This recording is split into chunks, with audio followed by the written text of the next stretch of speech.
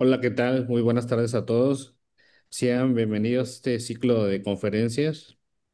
El día de hoy tenemos el gusto de presentar al doctor Oliver David González Leo. Doctor, buenas tardes. Buenas tardes a todos, muchas gracias. Le daré un poquito de lectura a su trayectoria.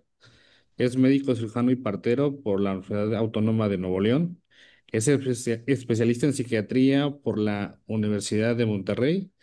Cuenta con su certificación del Colegio Mexicano de Psiquiatría.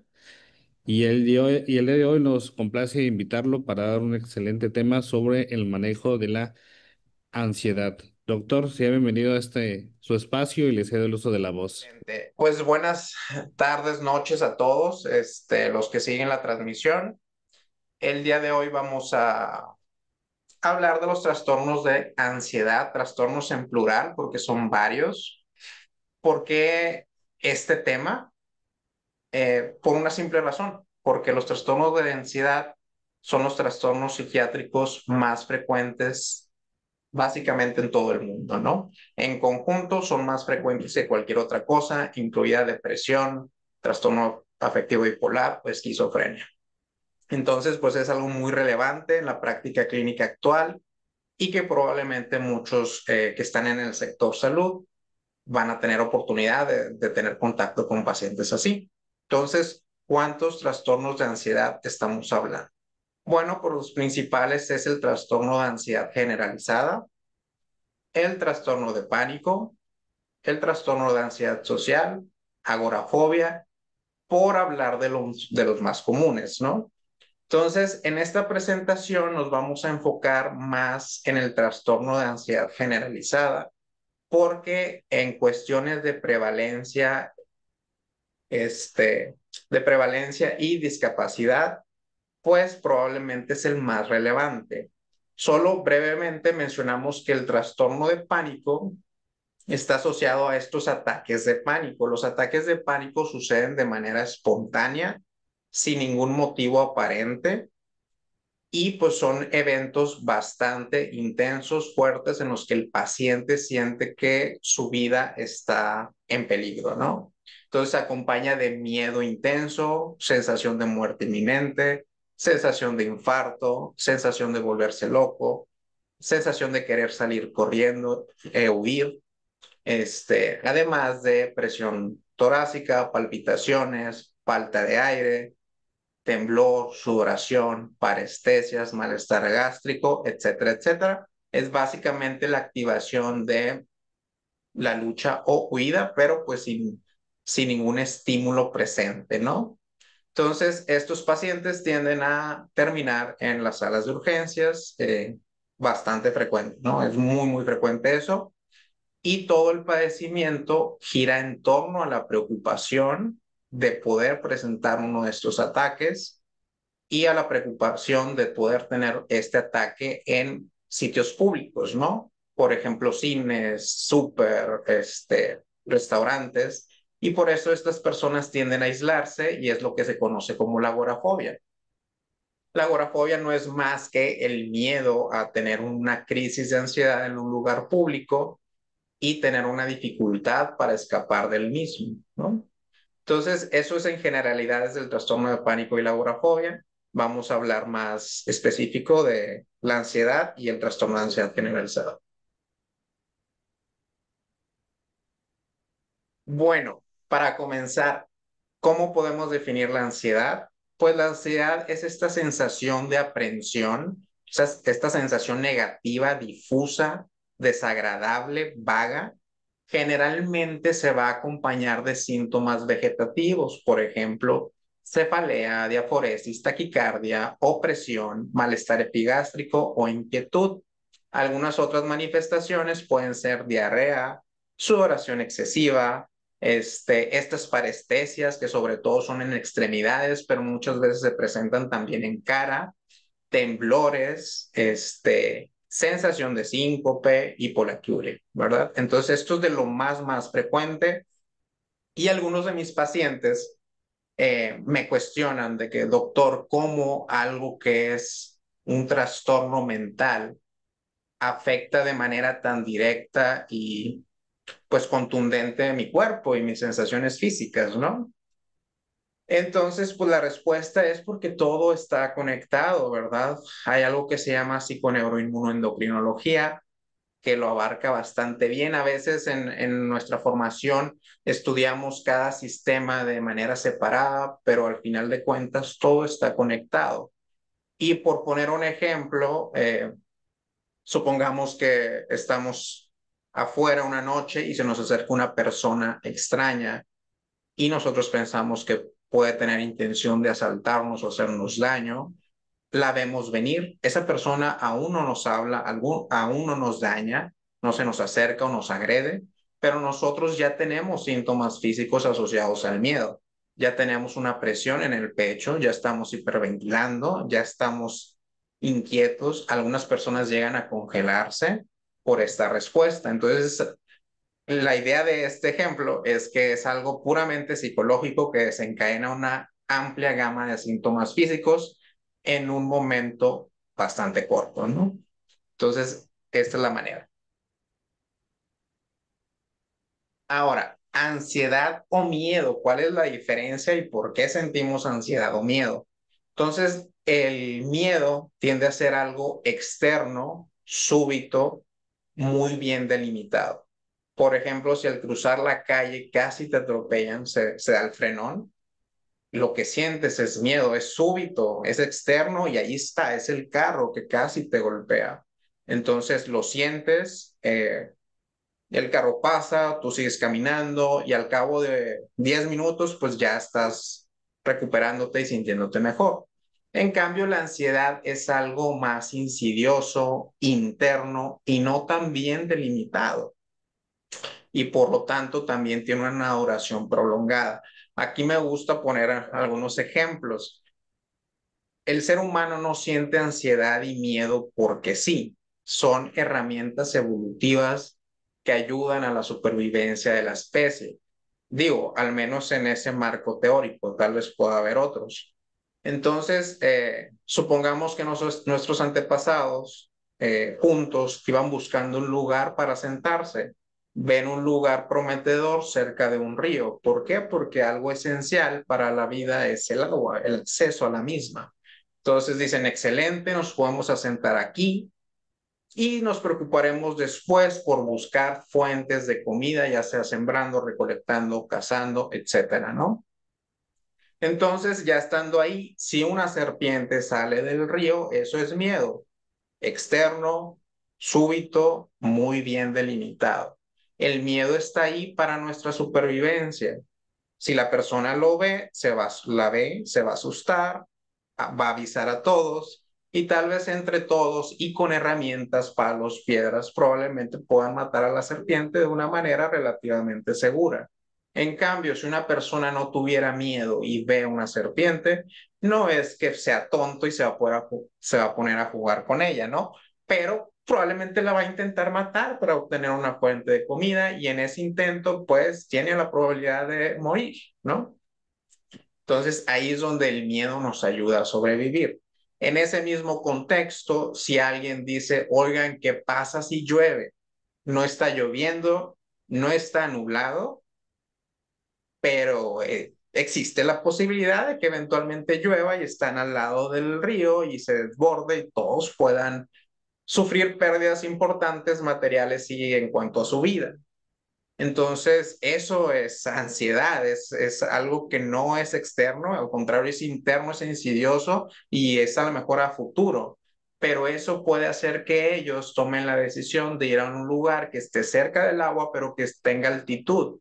Y así, paulatinamente, va incrementando el porcentaje de supervivencia. Y esa es la razón por la cual sentimos estas emociones. ¿Son normales? Sí. ¿Una vida sin ansiedad es posible? Probablemente no, pero tenemos la ansiedad normal y la patológica. E iremos hablando de eso conforme avancemos. Bueno, hablemos de epidemiología. Como ya les había comentado, es el trastorno psiquiátrico más prevalente. La edad media de presentación es de 30 a 32 años, o sea, en pacientes bien jóvenes. Esa más o menos por mi edad, entonces voy a decir que son bien, bien jóvenes los que presentan ansiedad por primera vez. Claro, si hacemos una historia clínica, la mayoría ya tuvo episodios antes, en sus 20 o tal vez en la adolescencia, y tal vez no los trataron y al cabo del tiempo se estabilizaron de nuevo, ¿no? Entonces es frecuente que haya antecedentes ya previos, pero en promedio una edad de presentación sería de 30 años. Es más prevalente en las mujeres, o sea, la vasta literatura en todas eh, está de acuerdo que las mujeres padecen más de ansiedad. En algunas, y lo más frecuente es que den una razón de 2 a 1. La prevalencia a lo largo de la vida es del 5 al 8%, o sea, es algo bastante, bastante relevante. Hablando de México específicamente, porque pues me gusta ponernos en un contexto de nuestro entorno directo, pues tenemos este estudio del 2023 en la que se observó hasta un 60% de prevalencia de ansiedad y depresión. O sea, no nada más de ansiedad. Desafortunadamente no tenemos el de ansiedad sola, pero buscaron ansiedad y depresión y un 60%. Recordar que la ansiedad y la depresión es muy frecuente que vayan de la mano. ¿Por qué? Porque comparten ciertas vías fisiopatológicas. ¿Y por qué? Tener un cuadro de ansiedad sin adecuado control eventualmente va a afectar el estado de ánimo, eventualmente va a afectar la motivación y la pérdida del placer y se va a desarrollar un cuadro depresivo, ¿no? Entonces, por eso a veces también se estudian en conjunto, porque a veces, de hecho, es más común eh, la presentación clínica en la que tiene síntomas mixtos que la presentación clínica, por así decirlo, pura. Ambas existen, hablo de frecuencia, ¿no? Entonces, pues en nuestro entorno podemos decir que es bastante prevalente. Claro, en este estudio tiene ciertas limitantes, ¿no? Es una muestra a lo mejor representativa, pero no fue tan grande y no hubo criterios de exclusión tan estrictos, ¿verdad? Entonces, dentro de ese porcentaje probablemente había muchos que tenían trastornos por consumo de alcohol, dependencia a metanfetaminas, otras sustancias que claro que conllevan una ansiedad significativa, pero que son punto y aparte en un diagnóstico, ¿no? Bueno, esta es lo mismo, pero de Estados Unidos, ¿no? Entonces, en Estados Unidos se detectó un 32.3% de prevalencia cuando se buscó, pues, ansiedad en conjunto con depresión. Entonces, pues sí, Estados Unidos es un país que tiene bastantes problemas en cuestiones de salud mental, pero pues tenemos que pensar que México está en una situación similar o cercana, pues tomando en cuenta cuestiones socioeconómicas, de cuestiones de seguridad, etcétera, ¿no? Ahora, etiología. Hablar de etiología en los trastornos de ansiedad, sea cual sea, pues es algo complicado, no les voy a mentir. La respuesta más clara y sencilla y la que me gustaría que todos se llevaran es que es algo multifactorial. Eso es la realidad, ¿no? Si nos ponemos a analizar cada cosa, pues bueno, vamos a ver que tenemos factores biológicos. Se ha observado que hay un aumento del volumen de materia gris en la amígdala y la corteza prefrontal, a la vez que hay una disminución de dicha materia en el hipocampo, ¿no? También se ha visto en algunos estudios funcionales que hay una hiperactivación amigdalina, ¿verdad? Y también alteraciones en el cingulado anterior. Esto de ninguna manera quiere decir que todo es a raíz de eso, ¿no? Simplemente son cosas que se han asociado y que pueden contribuir a la causa, pero pues que de ninguna manera justifican todos los casos de ansiedad y que muchos de ansiedad no se presentan. ¿Por qué? Tal vez sea por la heterogeneidad del cuadro clínico de la ansiedad, porque puede llegar a ser muy variable. Puedes tener un paciente que tenga nada más el síntoma psicológico de preocupación excesiva, puedes tener un paciente que tenga la parte de las palpitaciones y opresión torácica y que ya fue al cardiólogo, ya le hicieron su electro y su ecocardiograma, salió bien y lo requieren al psiquiatra, que eso pasa muy seguido. Puede ser alguien que sufre más de los malestares gastrointestinales y que cada que tiene periodos estresantes en su vida, pues está batallando con el dolor y a lo mejor cuadros de diarrea. Entonces, y hay personas que tienen absolutamente todos, entonces puede ser un cuadro clínico bastante variable también, y yo creo que eso pues se manifiesta en que cambios pues no son consistentes, ¿no? Tenemos los factores genéticos, por mencionar algunos, se mencionan los polimorfismos en el gen del transportador de norepinefrina, ¿no? Que pues tiene mucho sentido porque el tratamiento va enfocado a serotonina, norepinefrina y también a GABA en caso de las benzodiazepinas. Se habla de una desregulación del GABA también, en la que está desregulado a la baja, entonces hay que estimularlo, pero realmente es el mismo caso, se ha observado en estos pacientes, pero no es algo consistente en todos los casos o algo que se pueda estandarizar para realmente buscar eso como un tratamiento. Tenemos los factores psicológicos en cuestiones de, bueno, varios, pero por ejemplo el más importante tal vez es el de la personalidad, y mucha literatura menciona el nivel de neuroticismo. Neuroticismo es la tendencia a experimentar emociones negativas e inestabilidad emocional. Esto entra en una categoría de la escala del Big Five en psicología, entonces en cuestiones de personalidad. Entonces eso, la personalidad influye mucho, pues entre más aprensivo, obsesivo, perfeccionista sea una persona, pues más propenso es a poder desarrollar cuadros de ansiedad y viceversa. Estoy seguro que todos conocen a alguien que es bien relajado y dice, no, todo va a salir bien, tranquilos, etcétera, bla, bla, bla, siempre con esa actitud y generalmente sí les va muy bien, pero esas personas no van a tener ansiedad, por ejemplo, o difícilmente. La personalidad se habla que es un 50% genético también, entonces depende de igual de las fuentes, pero en general se maneja más o menos ese porcentaje y obviamente falta todo lo ambiental. Cualquier estresor, ya sea laboral, académico si son más jóvenes, familiar, social o tal vez romántico, pues se asocia mucho con cuadros de ansiedad, ¿no? También entran algunas enfermedades que por el hecho de padecerlas eres más propenso a tener ansiedad, y pues también las sustancias, ¿no? Que bueno, iremos también hablando de eso. También actualmente se maneja la ansiedad como una enfermedad inflamatoria. Se ha visto que algunos pacientes con ansiedad pues presentan elevación en ciertos marcadores, como el factor de necrosis tumoral alfa, el interferón gamma, la proteína C. Entonces, esto también ya se tiene un rato estudiándose y se va a seguir estudiándose porque es bastante relevante, y es el por qué algunas patologías psiquiátricas no solo conllevan los síntomas, sino también repercuten en quitándote años de vida. La depresión ya está muy bien estudiado que es una enfermedad inflamatoria. Igual, estos marcadores elevados de inflamación no están presentes en absolutamente todos los pacientes, y la teoría es esa, que un cuadro clínico puede ser muy diferente a otro. O puedes tener dos personas con el mismo diagnóstico y no comparten muchos síntomas. Pero bueno, es un área de estudio aún. En resumen, multifactorial. Ahora vamos a hablar un poco del cuadro clínico a la vez que vamos a estar viendo los criterios diagnósticos. El diagnóstico de los trastornos de ansiedad es básicamente clínico, ¿verdad?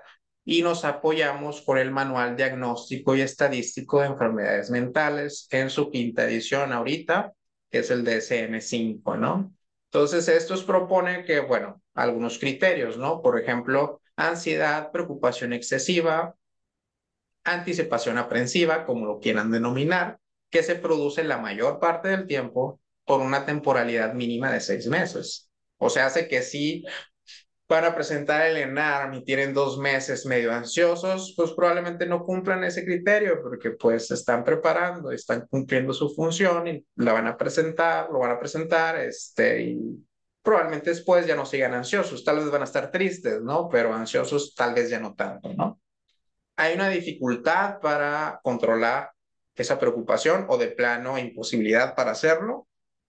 Y estos dos criterios se asocian a tres síntomas físicos como mínimo, ¿verdad? Que es la inquietud o tener los nervios de punta, la fatiga, la dificultad para concentrarse, que es algo muy, muy común y que la gente no sabe que puede proveer de algo mental, irritabilidad, tensión muscular y problemas para el sueño, ¿no?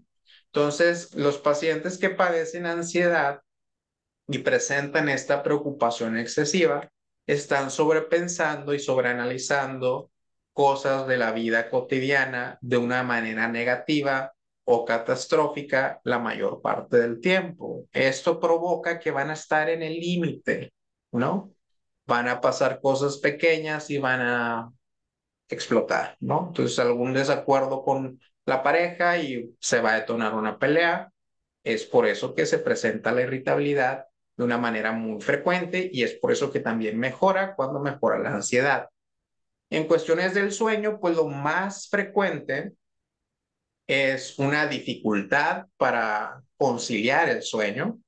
Lo normal en estudios del sueño casi siempre manejan que 30 minutos es lo normal para conciliar el sueño. Podemos decir 30, 40 minutos. Entonces hay muchos de estos pacientes se van a tardar una hora y media o 2 horas en poder conciliar su sueño y generalmente está asociado a que están en un bucle de pensamiento ansioso y no pueden frenar el tren de pensamiento, ¿no? Ya sea lo que pasó ese día o lo que van a pasar otros días, ¿no? También pueden tener insomnio de mantenimiento, despertándose múltiples veces en la noche y quedándose despiertos cierto tiempo, que hay que también valorar eso. O el insomnio terminal, que lo definen como despertarte una hora antes de la hora que deberías. O sea, si yo me tengo que levantar a las 8 para llegar a mi trabajo bien, tranquilo a las 9, pues a las 7 ya estoy despierto por ninguna razón y no puedo conciliar el sueño. Eso se asocia más a trastornos depresivos, pero también se puede presentar en ansiedad, ¿no? Entonces, siempre valorar si hay problemas en el sueño, si hay problemas de qué tipo, si es para conciliarlo, si es para mantenerlo, porque tal vez puedas dar un tratamiento más acorde, ¿no? O si en general tiene problemas para todo. Bueno, esta ansiedad o preocupación o síntomas físicos generan un malestar clínicamente significativo y deterioran el funcionamiento en una o más áreas de la vida del paciente, ¿verdad? Entonces, aquí está la diferencia de una ansiedad normal que puede sentir alguien al estar cambiando de trabajo o al estar preparándose para ingresar a una nueva universidad o un examen o mudar etcétera, ¿no? Hay un deterioro significativo y las personas tienden a perder funcionalidad. O sea, ellos mismos te van a decir, no, es que en el trabajo ya no estoy rindiendo, no me puedo concentrar, me he equivocado o no estoy entregando las cosas como me lo piden, me tardo de más y yo nunca he sido así. Tal vez ya a lo mejor ya tuvieron problemas, ya les llamaron la atención, tal vez aún no, pero ellos ya identifican que han perdido funcionamiento en esas áreas. Si es joven, pues a lo mejor en la parte escolar, que no que están bajando sus calificaciones, que hay ausentismo escolar, o pues si ya tiene problemas con la pareja recurrentes por esto de irritabilidad o más cuestiones familiares o sociales, o que en plano ya se olvidó de los amigos. Entonces siempre hay que valorar si hay una pérdida del funcionamiento, si es en una o si es en múltiples áreas de la vida de nuestros pacientes, ¿no? Y eso es un factor pues bastante importante para determinar si una ansiedad es patológica, que si tiene todos los demás síntomas, muy probablemente lo sea, pero eso es como asegurarte, ¿no?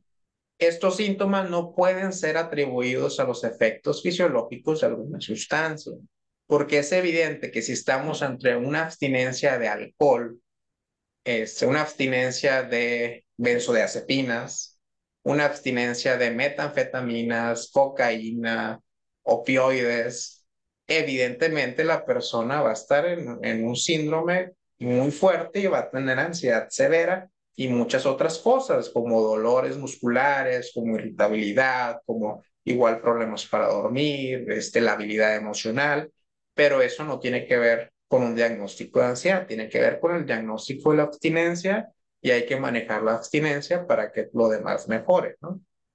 Entonces, tener en pues en mente eso. ¿Por qué? Porque es muy frecuente, sobre todo muchas personas utilizan el alcohol para tratar malamente, obvio, sus síntomas ansiosos, ¿no? ¿Por qué? Porque el alcohol al final de cuentas estimula los receptores GABA y pues es un calmante.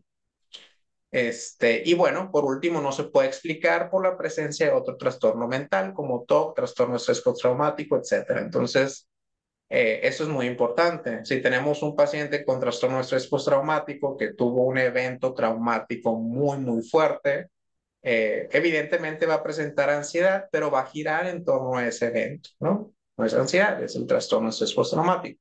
Si un paciente con esquizofrenia o cualquier otro tipo de diagnóstico, pero tiene un cuadro psicótico y está teniendo alucinaciones auditivas, evidentemente va a presentar miedo, ansiedad, evitación, todo, pero es secundario a este cuadro psicótico y eso es lo que hay que tratar. Y bueno, entonces, uno de los mitos de la ansiedad o la gente cree que la ansiedad es cuestión de relajarte. Si tú le dices a alguien que tienes ansiedad o estás en un cuadro de ansiedad, te van a decir, no, tranquilo, todo va a salir bien, cálmate, relájate, respira, tómate unos 2 días del trabajo y vas a estar bien. ¿Por qué? Porque la mayoría de la población ve el estrés como ansiedad. ¿Verdad? Y el estrés sí es un estímulo negativo, pero está relacionado a algo. Tienes estrés laboral y te tomas unas vacaciones, probablemente sí te ayude, pero no es lo mismo ya tener un cuadro de ansiedad. Eso no te va a ayudar, vas a seguir igual de ansioso. Entonces, ese es el problema y eso es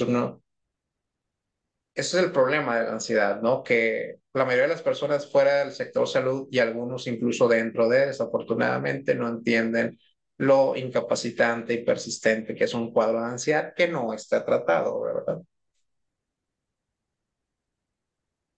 Bueno, hablando un poquito, vamos a hablar rápido del ciclo, del círculo vicioso de la ansiedad, porque es bastante relevante en los pacientes. La ansiedad es una amenaza percibida, o sea, a mi integridad. Si yo estoy en el cine y me siento ansioso, yo siento que corro peligro. Entonces, lo instintivo es evitar ir al cine. Y si me pasa en el súper, voy a evitar ir al súper. Y eso tal vez me da cierto alivio, pero me va aislando y va empeorando las cosas a mediano o largo plazo. Supongamos que hoy tengo una cena y estoy ansioso, estoy intranquilo, estoy preocupado, no me siento bien. Tengo una cena que sí son amigos, pero va a haber mucha gente y mucho estímulo. Entonces, lo normal es que yo lo quiera evitar y decir, ¿sabes qué? No voy a poder llegar o de plano no ir. Y tal vez me quedo en mi casa, me encierro en mi cuarto, pongo una película o pongo Netflix y pongo mi pizza y mis palomitas y mis papitas y voy a estar bien, o sea, voy a sentir un alivio porque estoy en mi sitio seguro, en mi zona de confort. Eso es inmediato, pues es un alivio, pero a mediano o largo plazo, eso solo va a hacer que me aísle. Y si estoy aislado, me voy a sentir peor. Eso va a hacer que deje de hacer actividades que son mi responsabilidad, lo cual me va a generar culpa. Y lo más importante es que voy a perder habilidades sociales. Las cosas que podemos hacer, si podemos salir, si podemos entablar conversaciones, si podemos cumplir nuestro trabajo bien estando en la oficina y lo dejamos de hacer por cierto tiempo, se nos va a dificultar mucho más. Perdemos esas habilidades. Entonces es importante que los pacientes no caigan en este círculo vicioso de evitación que pues obviamente nace de un instinto, pero que a la larga pues va a empeorar paulatinamente los síntomas. Habiendo dicho lo de el cuadro clínico, y cómo se hace el diagnóstico, que es clínico, ¿verdad? Pues nos podemos apoyar con muchas escalas. La verdad es que hay varias y hay varias que son bastante buenas. Aquí quise agregar la escala del GAT-7. ¿Por qué? Porque es tiene una sensibilidad del 90%, una especificidad de arriba del 80, 80 y tantos por ciento. Entonces es bastante buena y es muy sencilla. Tiene no tres, tiene 7 ítems, lo cual se puede hacer de una manera rápida y pues ahí toca los temas del nerviosismo, del controlar la preocupación, de preocuparse por cosas diferentes, de no poderse relajar, de no poderse quedar quieto, de la irritabilidad, y la sensación de que algo malo va a aparecer, que muchas veces los pacientes mismos así te lo dicen, es que siento que algo malo va a pasar. Todo está bien, todo va bien, pero tengo esa sensación, ¿no? Entonces se puede aplicar esta escala Ahí están las respuestas, nada, varios días, más de la mitad, casi todos los días, ¿no? Y acorde a eso, la puntuación. Si tiene una puntuación menor a 5 no hay ningún problema. Si es de 5 a 10 es algo leve, probablemente va a estar bien. Tal vez alguna intervención psicoterapéutica en el peor de los casos. Si es de 10 a 15 o mayor de 15 estamos hablando de moderado y severo. Entonces, en esos casos se necesita atención, ya sea psicológica primero o psiquiátrica o ambas, ¿no? Entonces es una herramienta que los puede apoyar si ustedes pues tienen duda, ¿verdad? Si no les queda de todo claro si el paciente tiene ansiedad o se puede beneficiar eh, de referirlo a un psiquiatra, ¿verdad? Entonces, bueno, también aparte de esta, como les digo, hay muchos, pero esta es una buena y pues realmente es simple, ¿verdad?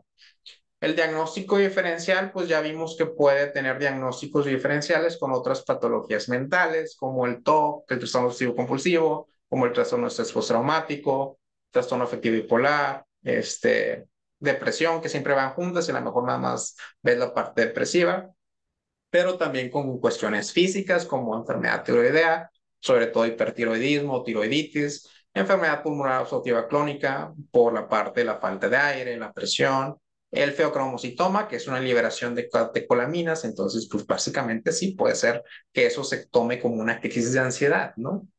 Obviamente abstinencia a cualquier cosa, alcohol, benzodiazepinas, estimulantes, cualquier abstinencia, pues va a cursar con ansiedad y si no sabes que tiene esta abstinencia o tenía este consumo, pues te puedes confundir, entonces siempre hay que interrogarlo, esa parte. Y medicamentos, aquí puse un ejemplo como la fentermina, pero en general medicamentos estimulantes. La fentermina, pues es un medicamento que se usa bastante lo recetan creo que para bajar de peso, pero es un estimulante, es un derivado anfetamínico, entonces puede generar síntomas de ansiedad o si las personas ya tienen ansiedad, pues pueden empeorar los síntomas. A veces las personas no lo saben y lo toman indiscriminadamente y a veces los doctores también de su parte, ¿no? Entonces también es importante saber qué medicamentos toman, desde cuándo y hacer esta historia clínica en la que asocies de que, bueno, pues sí tiene sentido, más o menos desde que le subieron la dosis de este medicamento, pues empeoró, ¿no?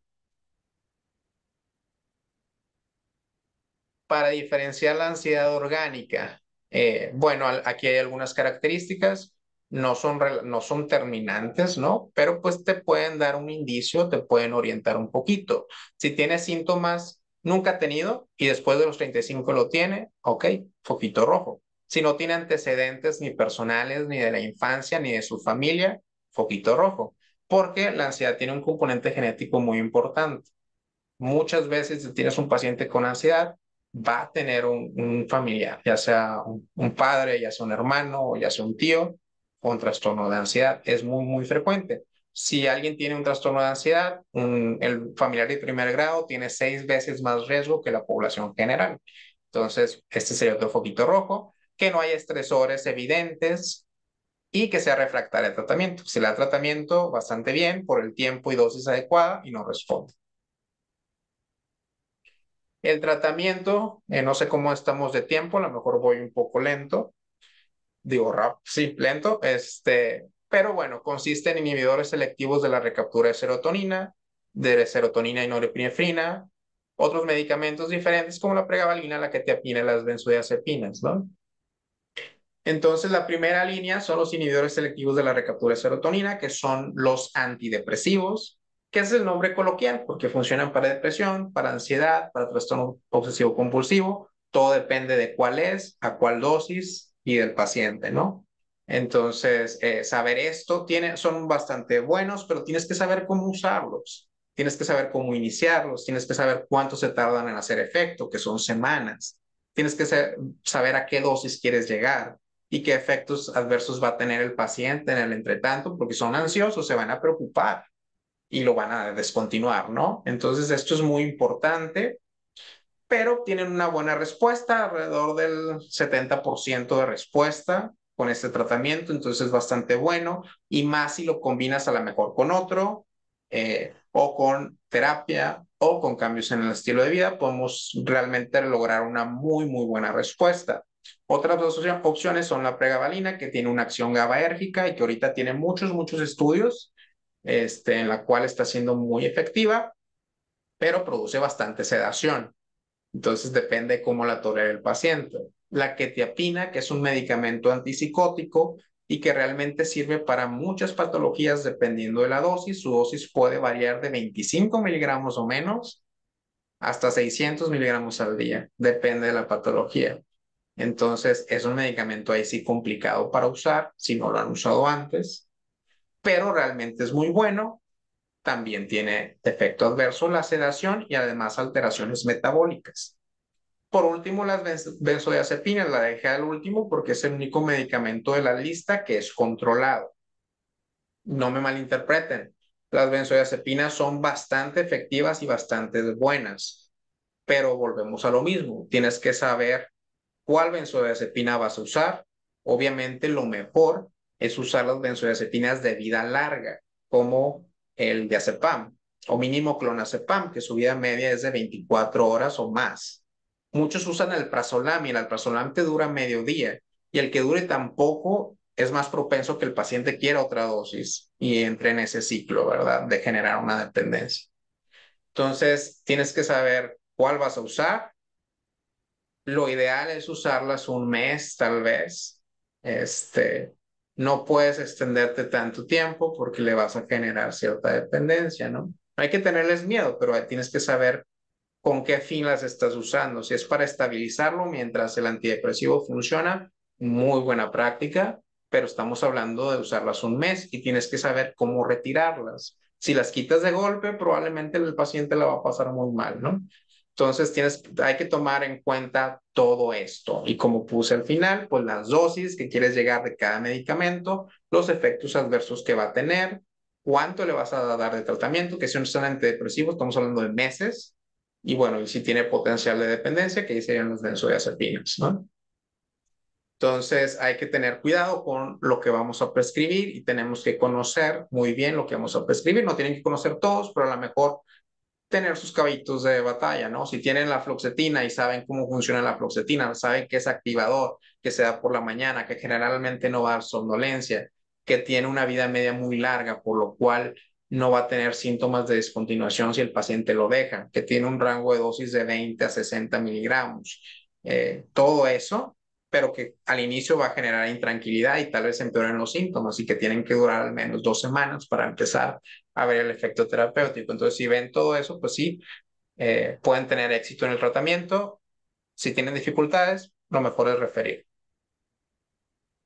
El tratamiento no farmacológico, hay muchas terapias, bastantes, pero la terapia con más evidencia es la terapia cognitivo-conductual, o sea, por mucho, tiene más evidencia que la terapia psicoanalítica y muchas que están saliendo en la actualidad. No quiere decir que las demás no sirvan, no, no, solamente que esta tiene más evidencia y pues sería lo mejor recomendarla.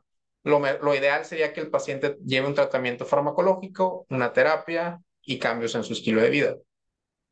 Y las otras dos son técnicas, por ejemplo, respiración diafragmática y relajación muscular progresiva, que si los pacientes las usan, literal lo pueden buscar en YouTube y te sale la técnica, pero si lo usan todos los días y se vuelven buenos haciéndola, puede ayudarles bastante en el manejo de ansiedad cuando es leve, máximo moderada. Si es una crisis o está muy fuerte, probablemente no se va a poder, ¿no? Cambios en el estilo de vida, esto está científicamente comprobado. Realizar ejercicio con regularidad, evitar alcohol, cafeína, cannabis o en general cualquier sustancia, tener una buena higiene del sueño con una buena estructura, no solo dormir las 8 horas, sino que tratar de darle estructura, ¿no? Y en eso nosotros les podemos ayudar, con medidas de higiene del sueño, o sea, psicoeducándolos en ese aspecto y con medicamento de ser necesario, además de tener un equilibrio, ¿verdad?, en el estrés laboral y las actividades lúdicas, placenteras, relajantes. Este, bueno, en cuanto al pronóstico, pues desafortunadamente se impacta bastante la calidad de vida cuando se tiene una ansiedad que está en un cuadro agudo, ¿verdad? Tienen, la ansiedad hace que enfermedades como el asma, enfermedades cardíacas y la diabetes tengan mayor riesgo de complicarse. Y no solo eso, el tener ansiedad hace que tú tengas más riesgo de padecer asma, síndrome de colon irritable, o incluso ideas de muerte o ideación suicida, ¿no? La ansiedad es generalmente la evolución natural, la prognosis es un curso crónico con periodos de exacerbación y remisión. Entonces tienen cuadros de exacerbación que hay que tratarlos, controlarlos y estabilizarlos. Después remiten y eso puede ser una buena remisión, puede ser de meses, si les va muy bien y hacen cambios en todo, pueden ser años, pero la verdad es que el objetivo es mejorar la funcionalidad.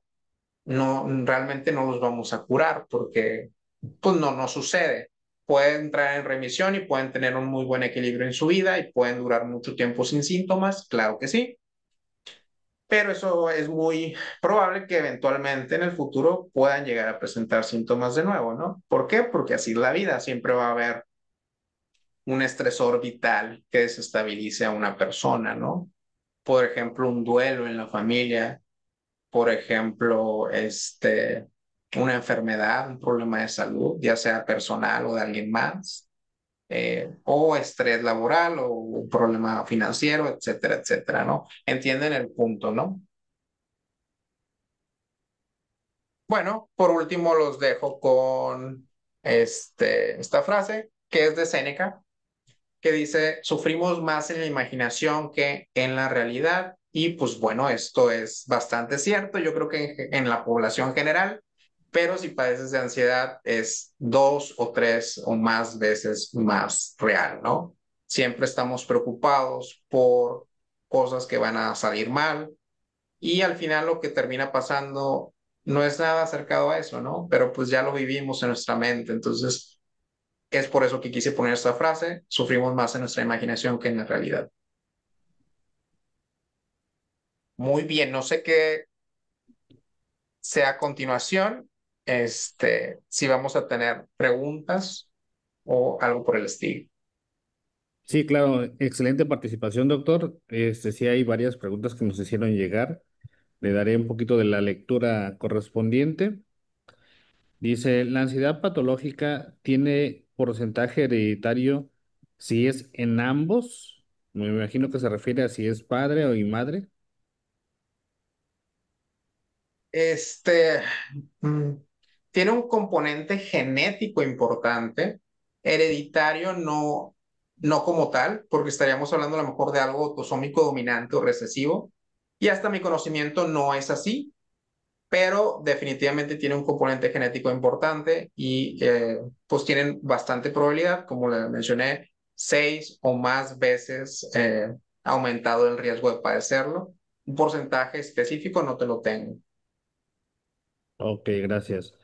¿Nos puede comentar qué tipos de personalidad se da más el desarrollo de la ansiedad? Pues en general, entre más aprensivos, obsesivos o perfeccionistas sean las personas, mayor riesgo tienen de padecerlas, ¿no?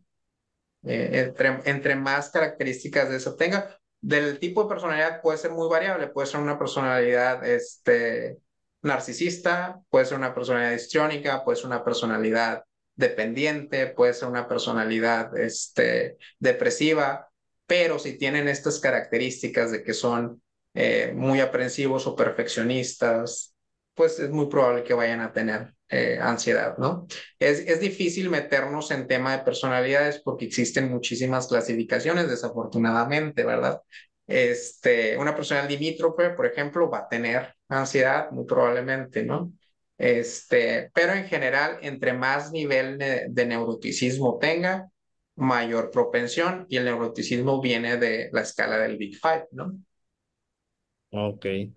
Eh, sobre la ansiedad como un mecanismo adaptativo, ¿dónde trazaría la línea entre una ansiedad funcional y una ansiedad patológica? Bueno, es una buena pregunta, pero es algo que tocamos un poquito a lo largo de la presentación. Número uno, la cantidad de síntomas que tienes y si son frecuentes o diarios, ¿no? Porque si tienes la parte, los síntomas físicos, ya es algo que se sale de lo normal, o sea, me refiero a los síntomas físicos de manera diaria. ya es algo que va saliéndose de lo normal. Y la parte más importante es lo que comenté de la funcionalidad.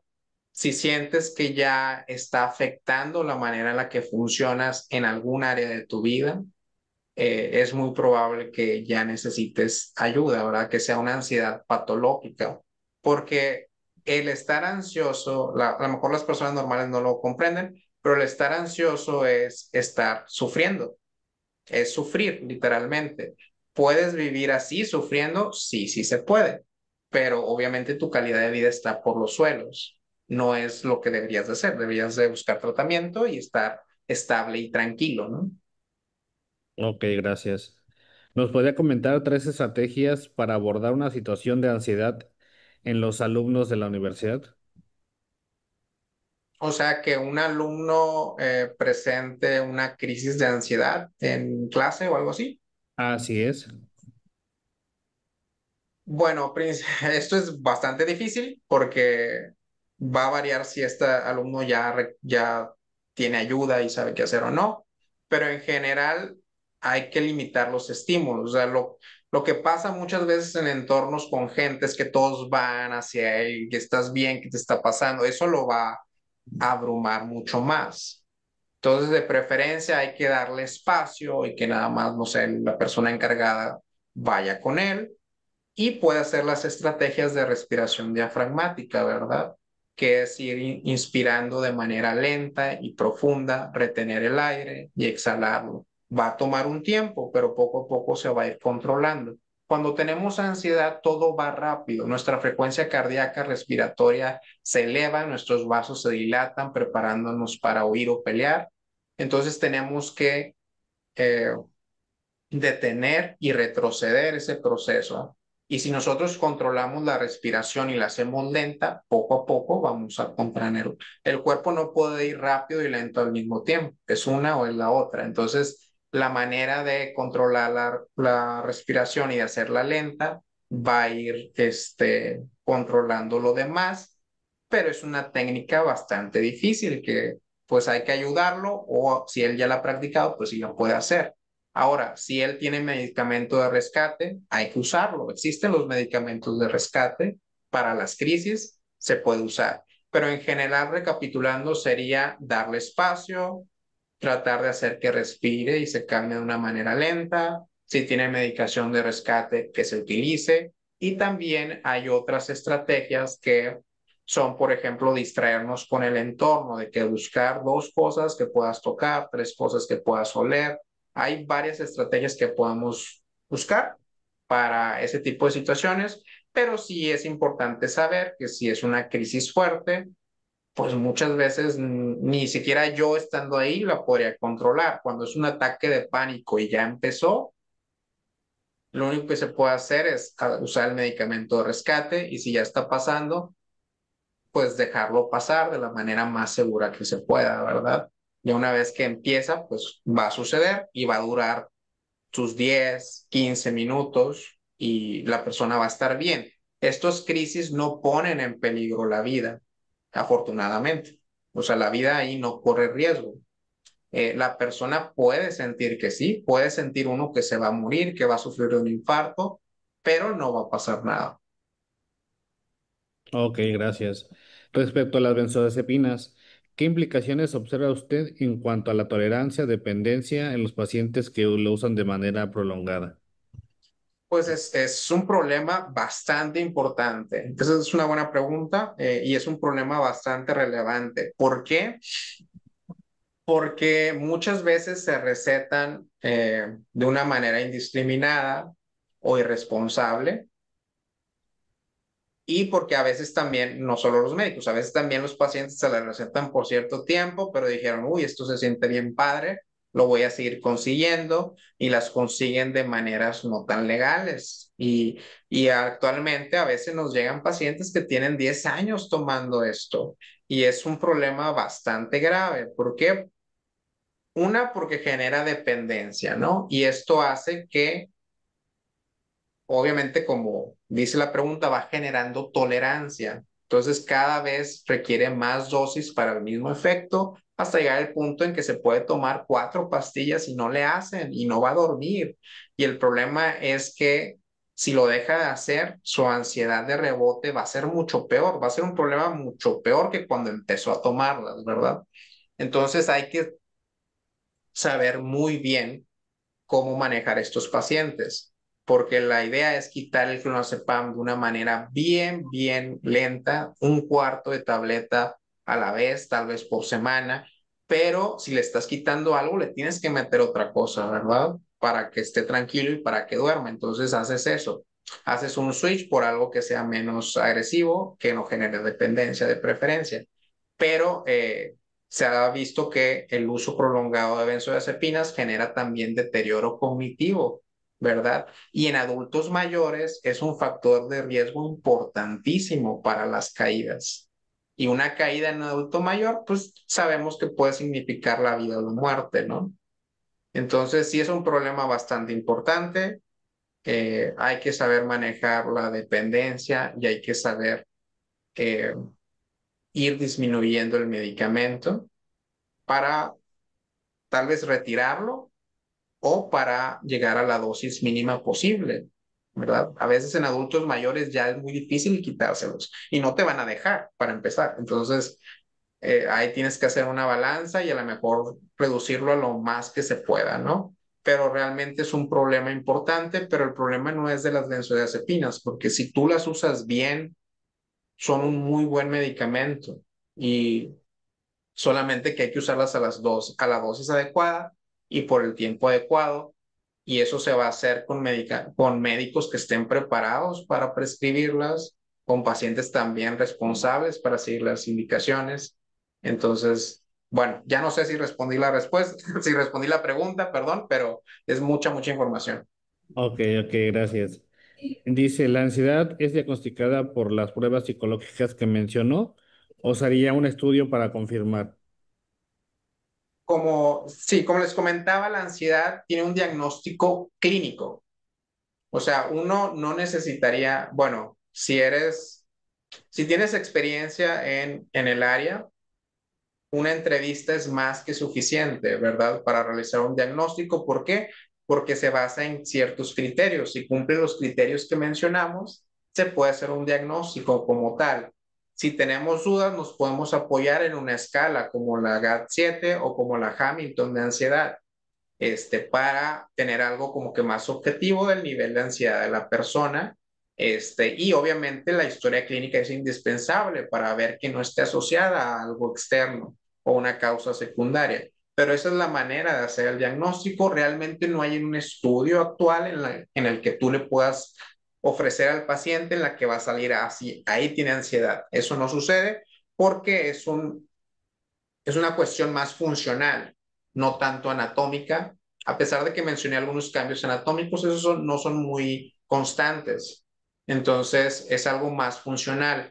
Sí se puede ver en estudios ya más avanzados, en los que se mide el metabolismo cerebral por las áreas, ahí ya se puede ver, pero esos estudios no están disponibles, o sea, se usan en investigación y todo, y probablemente sea en el futuro, en en algunos años, van a ser el futuro tal vez del diagnóstico en psiquiatría, pero todavía no es el momento, ni no son accesibles, no están estandarizados aún y no son buenos en cuestión de costo-beneficio, porque tienen un costo relativamente elevado y lo que va a hacer es decirme lo que ya sé por los síntomas.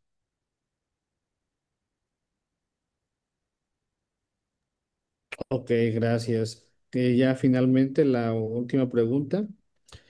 ¿Qué tan grave podría ser si un paciente toma medicamentos controlados para problemas de adicción y lo combina con algún tipo de cannabis o otro tipo de droga? Bueno, pregunta importante, pero ahí tendríamos que determinar qué medicamento controlado es, si son benzodiazepinas y con qué tipo de droga lo está combinando, ¿verdad? Entonces, a veces en las abstinencias se pueden usar las benzodiazepinas y es una buena práctica, si ayuda al paciente cuando tiene cierta duración, pero el combinarlo pues nunca es recomendable. Por ejemplo, combinar benzodiazepinas con alcohol, pues obviamente potencia bastante el efecto depresor del alcohol, entonces va a tener un blackout y esto se puede manifestar, puede tener riesgo de accidentes, riesgo de muchas cosas, entonces definitivamente es de riesgo, no necesariamente significa que la combinación va a ser fatal, probablemente no, pero definitivamente se va a poner en riesgo. Doctor, muchísimas gracias. Un tema muy, muy enriquecedor y que sin duda da pauta para volverlo a invitar para otros temas relacionados con su área de experiencia. Sí, no, de nada. La verdad es que gracias a ustedes por tenerme. La verdad es que es un tema, como tú dices, muy importante y también muy interesante. La verdad es que me apasiona. O sea, podría hablar de esto por horas. Y las preguntas están muy buenas, entonces me encantaría. Pero pues bueno, por cuestiones de tiempo no se puede, pero me encantó tener la oportunidad de estar con ustedes y pues bueno, dar un granito de arena en la concientización de los trastornos mentales y realmente qué es la ansiedad, que en nuestro medio pues realmente la ansiedad es algo que se ignora o que para algunos no existe incluso, ¿verdad? Entonces, pues bueno, me encantó estar por acá.